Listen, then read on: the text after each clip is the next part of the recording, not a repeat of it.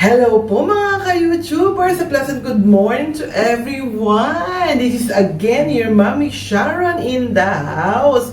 And now we're going to talk about cars for beginners. So today we're going to discuss about different types of cars that suits you and suits where you are. And the kind of cars that will be very beneficial to you. Okay, so it depends on your needs. So right now we're going out, we're going to check. I'm going to tell you how it is. So you should know the basics and the things that you need to know about when you're choosing a car. All right, bye for now. See you in a while. Let's go outside.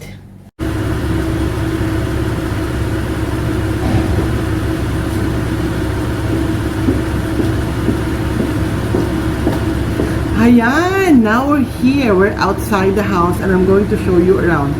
So I'm gonna tell you about the cars that you need and the basics in checking and knowing what car that best suits you. Alright? So whether in everywhere, in which places you are. So if you're in Asia, the cars that you need to. If you're in the Middle East, the cars that you're supposed to buy, or the car that is very, very suited for you. And also, if you're in Europe. Alright? So here. Let's go. See? Now. Let's go. Now guys, let us first check your engine. What are the basic steps that you need to know? Really troubleshooting, but at least checking the maintenance of the oil and the water and all. Right? So from time to time, I need to know, like for example, if you're a beginner, so you need to see and learn on how to take care of your car. First, and it's very important, is the water, the radiation water, radiator water, I mean. So here, this is the water for the wiper, and this is the water for for the fluid, which you need to check. You need to open. I don't want to open it.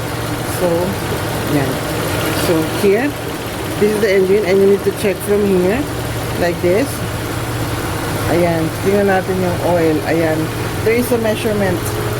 And may measurement yan, which means parang I need to go on servicing na. Oh, ayan. So, nakita nyo na? Did you see it? The engine and the water. Those are the first things that you need to check before you go and drive around. So, it is very difficult for you not knowing if you have a car. So, these are the basic steps that you need to know when you're buying a car. Another thing is, when you buy a car, you need to see the specifications of a car, because there are many cars, luxury cars, like BMW, Mercedes, Toyota, Kia. There are many types of car. There are sedans, there are the four-wheel drives, the pickups, the trucks, and these things. There are many cars, like the small cars for bachelors, for single people, for family, yung mga SUVs like the ones that I have right now. So what kind of SUV do you need? Because there are some specifications, and there are cars that is designed for some particular place. Okay, like the ones that I have right now, it's very suitable for me, because if you go in the mountainous rocky place, it fits, because the car floor to the ground is high enough not to be touched or not to get any scratches from the rocks. And it's ground. Really so these are the things that the basic things that you need to know when you're buying a car. Also, you need to check about the air condition. So how's the air condition situation? Like if my BMW, and I love this car, the power is awesome, speed is great, and of course the truck behind me is not mine. Yeah. So, and the air condition is also good. And really, I love this car. If I'm driving alone, and if I'm driving just on the highway streets, you know, like going to downtown and city, I use that one. But if we're going to a place like the desert or mountain, or we're going for a camping, so we use the other one. And I have also the other car, the Mitsubishi pickup. This is for the things that when we're buying some stuff. Yes, there you go. So I've shown you the type of cars that I'm using, and why I'm using that. It's because the LR2, the ones that I have from 2008, it is very convenient. It's very good, soft. The shock is very good. It bounces, you know, like it just plays around when you are in the when we were in off road. So when we went to the beach, we used this car because of this comfort, the convenience, you know, and the convenience of the mind that it will not be scratched under, or there be no rocks or anything that will put a dent in the car, because the shape, the size, the length from the ground to the car floor is high enough for the cars to move around this cliff. Okay. And the air condition also is very good. The performance is also very good. And the power is also well. And you can hit the road like 120 and it's not shaking. Unlike the other cars that when you hit the road in 120 kilometers speed per hour, so it's like it's shaking already. But this one, the engine is so tough. And then so it depends upon your budget. So the cars that you are using should depends upon your budget, and depends upon the requirements, or I mean the type of usage, like for what purpose, on what purpose you're using this car. Is it for like everyday living, like your transport for everyday living, or do you want something that you can use also for an off-road if you used to do camping or picnic and going to the mountains? So it's a must that you need to know about these things when you are buying a car. So choose a car that will best suit you. Suit a car that best suit your purpose. Suit a car that best suit your location, your area, where you are, which country you are in. So in Europe, as far as I know, I've used different cars already. I've used Hyundai, I've used Toyota, Mitsubishi, I've used, and all this kind of cars, BMW, Rover, Mercedes also I've tried. Now, like for me, I'm a girl. If I'm going to use a Toyota Cruiser, it will be really heavy for me because it's a big car and there's a big wheel. So even if it's an automatic or all power, it's still difficult for me because I don't like to bring a car, and I'm gonna get tired of, especially if I'm always on the road. So if you're always on the road, don't get a bigger car. So just get a car that will give you comfort while you're driving.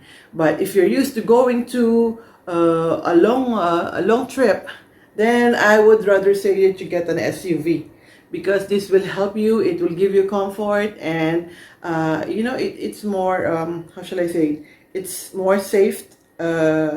It's more safe with an SUV because it's a bigger car. Especially if you're in the Philippines, there are many trucks, many buses, and if you're competing with them on the road, so it's not good to have a small car. But if you're just in the subdivision and your house is quite near to your location, or when you're in the city, in the downtown, so I believe, and I would suggest that you get a small car, because a small cars it saves you parking. You know, it saves you parking. So if, especially in the downtown, it's very difficult to get a parking. So what else? And of course, the one that I show you, checking the engine, checking the water, checking the tire pressure. This is also very important, especially if you're going for a long drive. So it's not just about the looks. It's not just about the cost. It should be about all the car's specifications that will fit and will suit your requirement as a person. So if you're a new driver, you get a small car, and if you're a family man, you get an SUV. If you're always on the road, I think it's better to get like an SUV too, for your own safety, especially if you're going in different places, like driving a long hours. So that's a suggestion I can do. I've been driving for a long time, like maybe half of my life I've been driving, and I'm a really driver. When I was young, I was really driving so fast, to the limit of 140 to 160. I can do that, but now I limit myself to 80 to 100, and 120 is quite it's quite very rare for me to drive to do, because um, uh, you should be a defensive driver. That's what I'm saying. So when you're on the road, and before you go in the road, you have to pray, you have to check all these things, and you have to get protection from our God, from our Creator, and so that you'll be protected also, because you'll never know what's going to happen. So I'm telling you, make sure that your eyes, your senses are very well, and that you are very active. You use all your senses. Don't put a loud noise when you're driving. That's not good. Make sure that you always look at the rear mirror, side mirrors. This will help you from time to time, because you'll never know somebody's there behind you on your tail. So when you're driving, make sure that you are using all those mirrors. This is for your safety and protection. And as we are always say, you need to be a defensive driver. So defensive driver is what? Defensive driving is when you see somebody and driving like so, you need to move away, and you need to be very focused on your driving. No chats, no phones, no loud noises, and no chatting with the passengers, because otherwise you lose concentration. So what else? So those are the basic things that you need to know when you're buying a car. You need to see which car would fit you, not only the budget, but what suits you, the car that suits you. Okay, you need to learn how to use the mirrors, the rear mirrors and side mirrors, and lastly, you need to know the basics of maintaining a car, like checking the engine fluid, checking the water radiator, and checking the tire pressures. These are the very important things that you need to know when you're buying a car and when you're a new driver. So I think I hope that I helped you with the small tips, small advices, and I hope that it will acquaint you with more knowledge about cars. So that's it for now. Again, this is your Mommy Sharon in the house, and I hope that you like my video for today. So if you have any comments on about this topic, so just drop me a link below and I will get back to you. So for now, masalamat, God bless everyone, and thank you so much for watching. Bye!